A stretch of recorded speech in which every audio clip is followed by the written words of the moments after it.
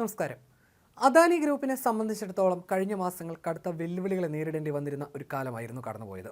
Hindenburg റിപ്പോർട്ടുമായി ബന്ധപ്പെട്ടുണ്ടായ വിവാദങ്ങൾ അവർക്ക് ഓഹരി വിപണിയിൽ വലിയ വെല്ലുവിളിയാണ് സൃഷ്ടിച്ചത്. എന്നാൽ ആ വെല്ലുവിളിയും നേരിട്ട് അദാനി ഗ്രൂപ്പ് കുതിപ്പിന്റെ പാതയിലാണ് മുന്നോട്ട് പോകുന്നത്. റിലയൻസ് ഇൻഡസ്ട്രീസ് ചെയർമാൻ മുകേഷ് അംബാനിയെ പിന്തള്ളി അദാനി ഗ്രൂപ്പ് ചെയർമാൻ ഗൗതം അദാനി വീണ്ടും ഇന്ത്യയിലെ ഏറ്റവും സമ്പന്നൻ എന്ന നേട്ടം സ്വന്തമാക്കി. ഹുറൂൺ ഇന്ത്യ സമ്പന്ന പട്ടികയിലാണ് 11.6 ലക്ഷം കോടി രൂപ ആസ്തിയുമായി ഗൗതം അദാനി കുടുംബവും ഒന്നാം സ്ഥാനത്തേക്ക് കയറിയത്. 2024 ജൂലൈ 31 വരെയുള്ള കണക്കുകൾ പ്രകാരമാണ് ഹുറൂൺ പട്ടിക തയ്യാറാക്കിയത്. 10.14 ലക്ഷം കോടി രൂപ ആസ്തിയുമായി മുകേഷ് അംബാനി കുടുംബവും രണ്ടാമതാണ്. ഒരു വർഷത്തിനിടെ അദാനി കുടുംബത്തിന്റെ ആസ്തിയിൽ 95% വളർച്ചയുണ്ടായെന്നാണ് റിപ്പോർട്ടുകൾ.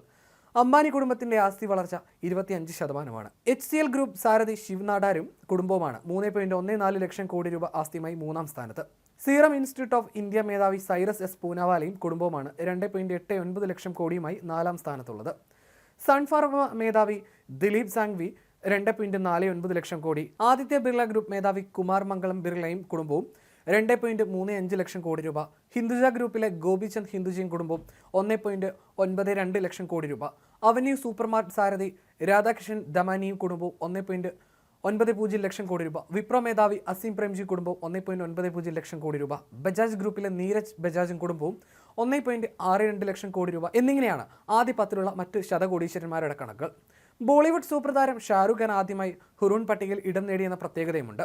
58-കാരനായ കിങ് ഖാന്റെ ആസ്തി 7300 കോടി രൂപയാണെന്ന് പട്ടിക വ്യക്തമാക്കുന്നു. IPL ടീമായ Kolkata night Riders, red chillies entertainments എന്നിവയുടെ ഉടമസ്ഥൻ എന്ന നിലയിൽ ആസ്തിയിലുണ്ടായ വർധന ഖാന് നേട്ടമായി. അടുത്ത കാലത്തായി ഷാരൂഖ് ഖാന്റെ ചിത്രങ്ങളും ബോളിവുഡിൽ വലിയ ഹിറ്റായിരുന്നു. ഹിൻഡൻബർഗിന്റെ ആദ്യ റിപ്പോർട്ട് പുറത്തു വന്നപ്പോൾ തകർന്നു കഴിഞ്ഞതായിരുന്നു അദാനി ഓഹരികൾ.